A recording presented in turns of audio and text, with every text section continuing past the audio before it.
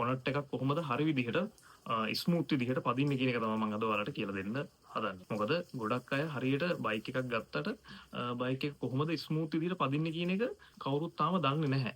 ගොඩක් අය දන්නේ නැහැ. දන්න අය ඉන්නවා. දන්න අයට නෙමෙයි මේ කියන්නේ. දන්නේ නැති අයට.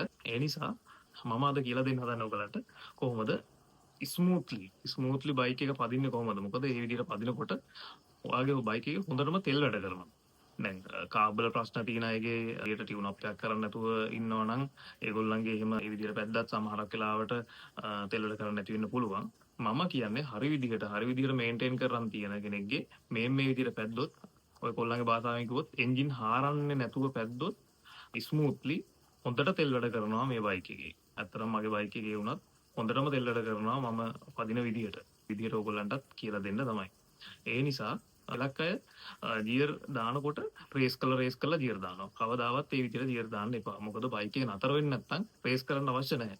ක්ලච් එක අදලා නිකන් නෝමල් ගියර් එක ෆස්ට් එකට දාලා පදින්න. මම අද දැන් කිලෝමීටර් 10ක් 20ක් විතර ඇතුළත වගේ පදින වීඩියෝ එකක් මම ඔයාලට දාන්නම්. පෙන්වන්නම් කොහොමද මං යන විදිය, ට්‍රැෆික් එකේ යන විදිය, නෝමල් රෝඩ් එකේ යන විදිය, නෝමලි යන විදිය ඔක්කොම මං ඔයාලට අද මගේ වීඩියෝ එකෙන් මං පෙන්වන්නම්.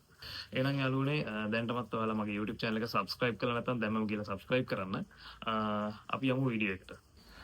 ඔන්න ඔය වගේ ස්ටාර්ට් කරලා normal දැන් ඔන්න ඔහොම තියලා තමයි gear එක දාන්න ඕනේ first එක. ඇත්තටම මේ මම ෆෝන් හෝල්ඩර් එකට මම ගහගෙන යන්නේ මොකද මම තනියෙන් හැම වීඩියෝ එකක්ම කරන්නේ.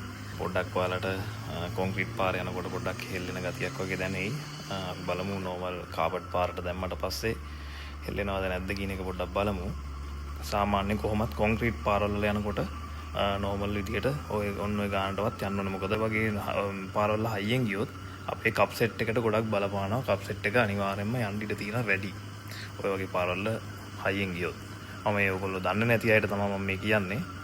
දන්නේ නැති අය ඒ වගේම බයික් එකට ආදරය කරන කොල්ලන්ට තමයි මම මේ කියන්නේ. ඉතින් අපි ඔන්න ඔය විදිහට වගේ තමයි සාමාන්‍යයෙන් ගියර් දාන්න ඕනේ.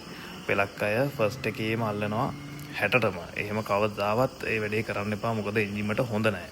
මොකද ඒක ගොඩක් වෙලාවට එකපාරට ලෙඩ එන්නේ නැහැ. පස්සට එන්ජින් එක ගෙවෙනවා කියන්නේ ඒ වගේ ගොඩක් හාරපුවාම තමයි ඇත්තටම එන්ජින් එක ගෙවෙන්නේ. ඔන්න ඔය වගේ ස්මූත්ලි යනවා නම් කවදාවත් ඔයාගේ බයික් එකට කිසිම වෙලාවක ඩැමේජ් එකක් වෙන එක ගොඩක් අඩුයි.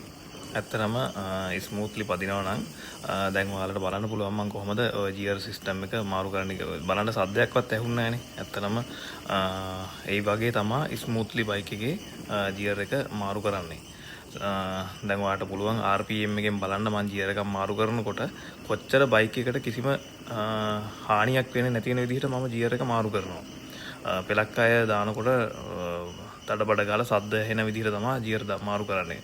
පෙලක් වෙලාවට ගියර් එක මාරු කරන්නේ ගොඩාක් වෙලා ගියට RPM මේ ක්ලච් එක අල්ලගෙන ටිකක් වෙලා ගියට තමයි ගියර් මාරු කරන්නේ. මේ විදිහට කරන්න එපා.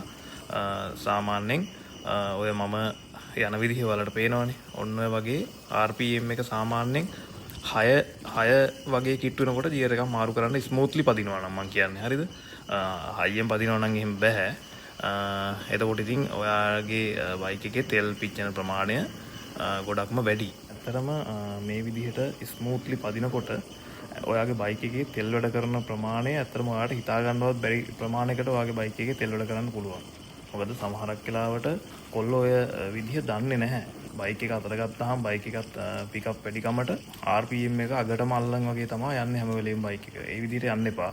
ඒ විදිහට ඉතින් සල්ලි තියනවා නම් තෙල් ගහ ගන්න සල්ලි අර මේ තියනවා නම් ඉතින් ඒ විදිහ පැද්දට කමක් නැහැ. ඉතින් බයික් එකට ආදරයක් තියෙනවා නම් මේ විදිහට ස්මූත්ලි පදින්න වගේ බයික් එක. මොකද බයික් එකක් ඉස්සරහා කරන් ගිය පළියට ඒගොල්ලොත් එක්ක රේස් එකට යන්න එපා. නෝමල් මේ විදිහට ස්මූත්ලි පදින්න.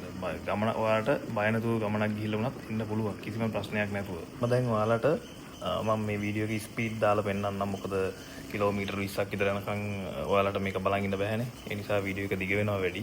ඒ නිසා මම ඔයාලට කිලෝමීටර් 5ක් 6ක් යනකම් ස්පීඩ් දාලා පෙන්නන්නම්. බලන්න හොඳට බලන්න මම යන ස්පීඩ් එක කොහොමද කියලා. ස්මූත්ලි යනවා කියන්නේ දැන් ස්පීඩ් එකකින් යද්දී ඔයාලට හයියෙන් යනවා වගේ වෙන්නේ නෑ. ඒ ස්පීඩ් දාන්න නිසා එහෙම යන්නේ.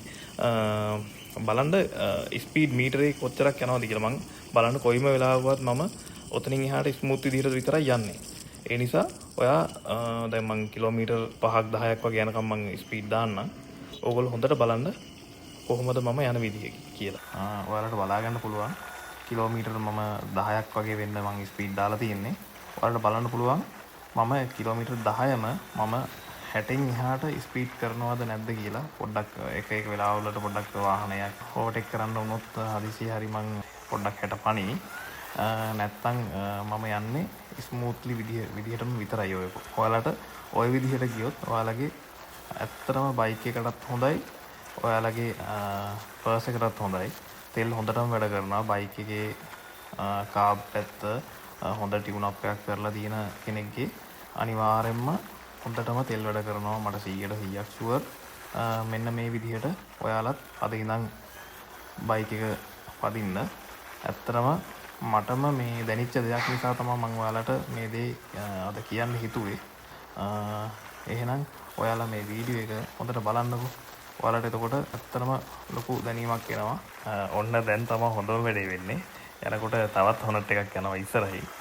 මේ වගේ වෙලාවල් වලට ඇත්තටම රේස් යන්න හදන්න එපා. මොකද බයික් දෙකම හොනට් දෙකක්නේ. බයික් ඒ නිසා රේස් යන්න හදන්න එපා කොහොමම. ඇත්තටම ඇක්සිඩන්ට් එකක් වෙන්න පුළුවන්.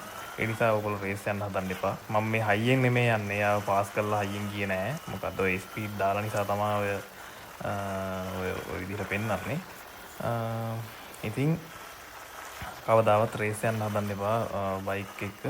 මොකද ඒ වගේම ඒ විදිහට යන තරමට ඇත්තටම ඔයාට හොඳයි.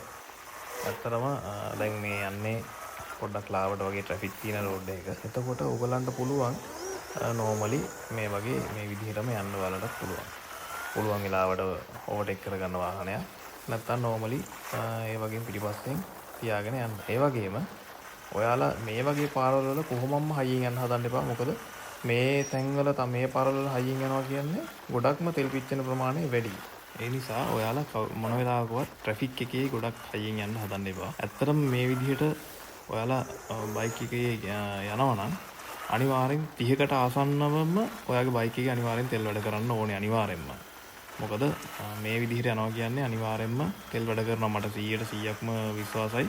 මේ වගේ යනවා නම් ඒ විදිහට අනිවාර්යෙන් 30කට ආසන්න 25ත් 30ත් අතර අනිවාර්යෙන්ම යනවා. පෙලක් කැටලොග් එකේ තියෙන නම් 150 32ක් කරනවා කියලා. අපි ඒකත් අපි චෙක් කරලා බලමු කොහොමද මගේ බයික් එක 150ක්නේ. ඒ හින්දා අපි ඊළඟ වීඩියෝ එකෙන් අනිවාර්යෙන්ම ඔයාලට අනිවාර්යෙන්ම අරන් එනවා ළඟදිම මේකට ලීටරයක් දාලා නතර වෙනකම් අපි ගිහිල්ලා බලමු මගේ බයික් එකේ. එහෙනම් මේ වගේ තමයි ඔයාලට අනිවාර්යෙන්ම තෙල් වැඩ කරන විදිහට ස්මූත්ලි ගියර් මාරු කරගෙන පදින්න දින මේ ආකාරයටම තමයි. මම ඔයාලට කියන්නම් තව සාමාන්‍යයෙන් පිකප් කරනවා නම් කොහොමද ඔයාලා ගියර් දාන්න ඕන විදිහ මම පොඩ්ඩක් ඔයාලට පෙන්නන්න. මම ස්පීඩ් ගියා. මම දැන් ඔයාලට පෙන්නන්න. ස්පීඩ් යන්න හැදුවා විතරයි ඉස්සර පොලිසියෙන් ඉන්නවා. ඔය දැක්කනේ නෝමල් යද්දි පොලිසියෙන් උනත් ඉතින් අත දාන්නේ නැහැ මේ බයික් වලට. බොරු කියන්න ඕනේ නැහැ. ඉතින් නෝමලි යනවා නම් කිසිම වෙලාවක ඉතින් ඔය කෑන් බෑන් ගහගෙන සද්ද දාගෙන ගියොත් තමයි අනිවාර්යෙන් පොලිසිය උනත් අත දාන්නේ. නැත්තම් ඉතින් මේ බයිසිකල් නෝමල් පදිනවා නම් මොන වෙලාවකවත් පොලිසියෙන් උනත් අල්ලන්නේ නැහැ. ඇත්තටම ඔයගොල්ලෝ පිකප් කරනවා නම් සාමාන්‍යයෙන් ෆස්ට් එකේම 60 අල්ලන්න එපා. ෆස්ට් එකෙන් 40ට විතර අරගෙන ඊට පස්සේ සෙකන්ඩ් එකෙන් ඊළඟ ටික පිකප් කරගන්න. මොකද ෆස්ට් එකෙන්ම 60 ඇල්ලුවොත් ගොඩක් වෙලාවට එන්ජිමට හොඳ නැහැ.